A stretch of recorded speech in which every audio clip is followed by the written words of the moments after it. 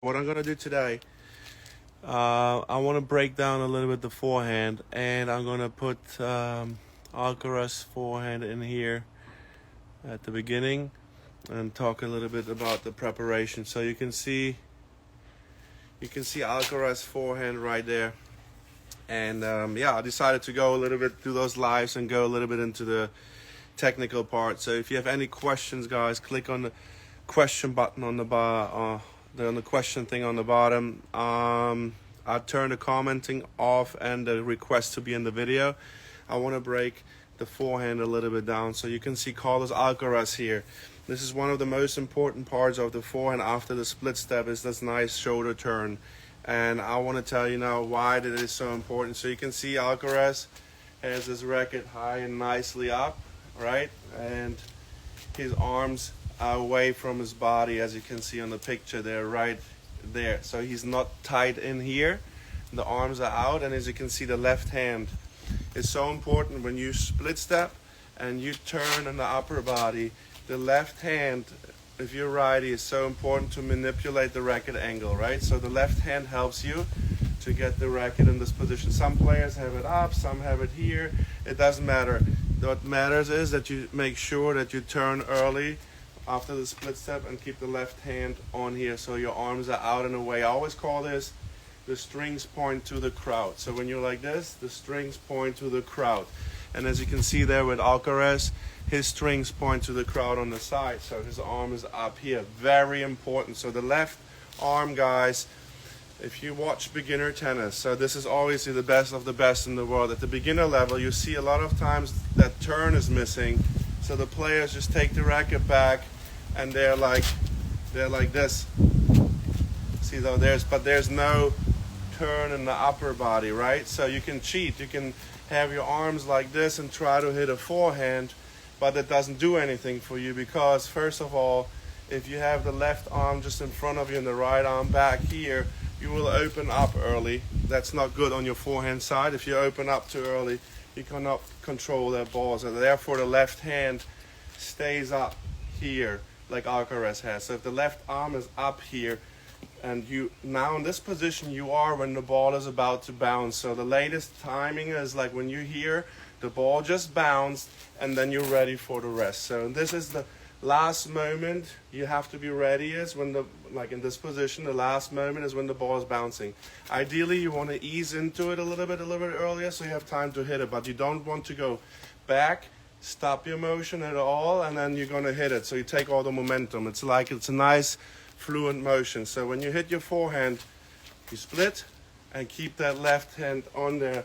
That's very, very important. So you don't open up too early, and when you turn here, you're going to feel a pre-stretch in the back muscles here, and that's what you want. When you say, coaches tell you, show your back to your opponent, which means you're pre-stretching the muscles, because you need to work the lower body and the upper body need to work together. So what I like to do with my players is, at the beginning, I'll let them hold the racket out like this, and I'll just make them rotate in the upper body.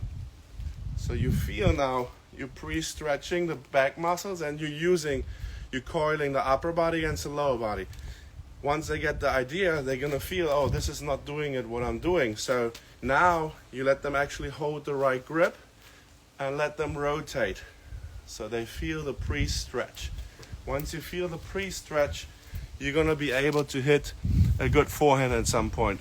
And what I want to point out is, when you see Alcaraz like right here, when he's having the left arm up and the racket up, guys, if you can, you need to have a loop at the beginning on your forehand. Like, I see too many players and coaches starting the players off with the racket low here, and like this, and then they make them hit.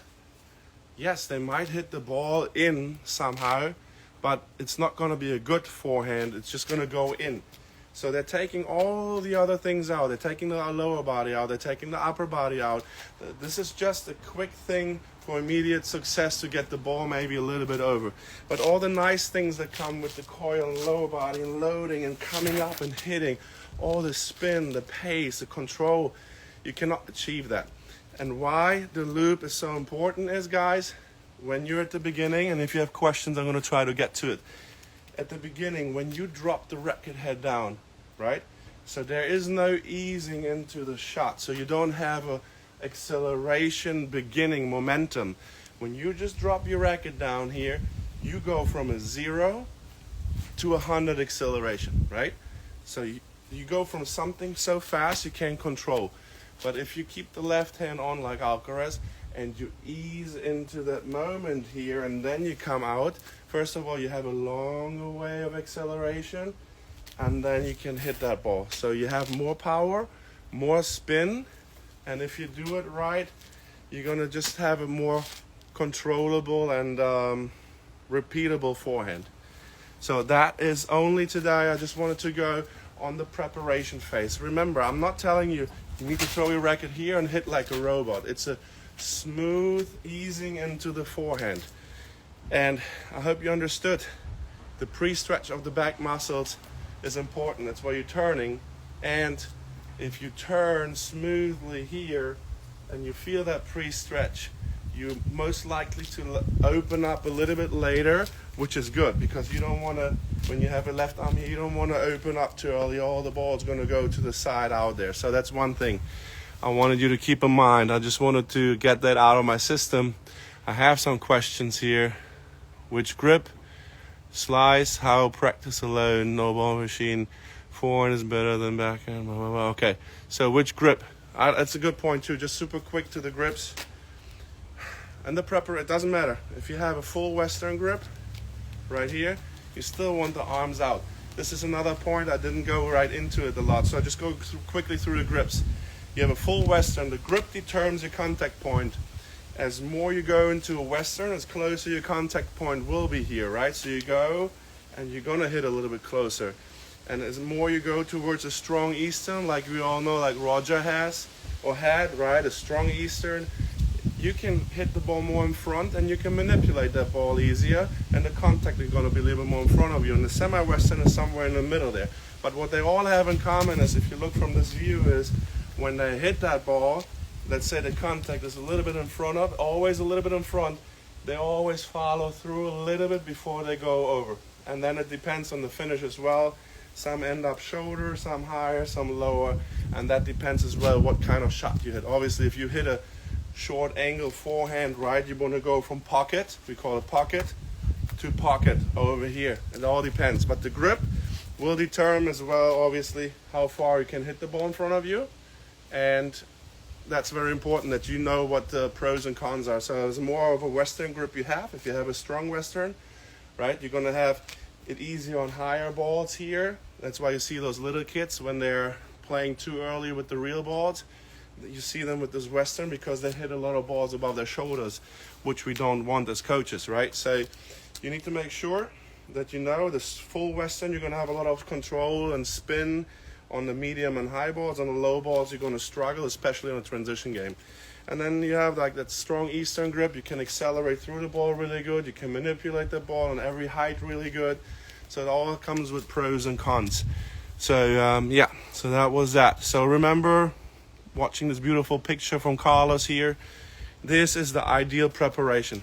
And one more thing, when you play on a fast surface like hard courts, like you need to make sure that the turn is quickly, because on clay court it's more forgiving. You can have a bigger loop on clay court, and Alcaraz is so good, he can do this big take back as well on the hard court. The recreational player is going to struggle because the ball comes too fast. If they bring it too fast, they're going to hit a lot of balls late and they're going to go into the net. So if you're like experienced player, you can do that. But remember, on clay court you have more time, you can have a bigger loop. On the faster surface, I would stay about head height, maybe like this. And on a super fast surface like a carpet, you actually want to go probably even lower. That depends on what surface you play. Yeah, if you have any more questions, guys, put it into the question on the bottom. And that was just for me important, because I think players need to understand that the turn is so important in tennis, and if you do that good and do it correctly, you're going to get the best out of your forehand. Well, that was just a quick Monday tip, guys. I hope you enjoyed it.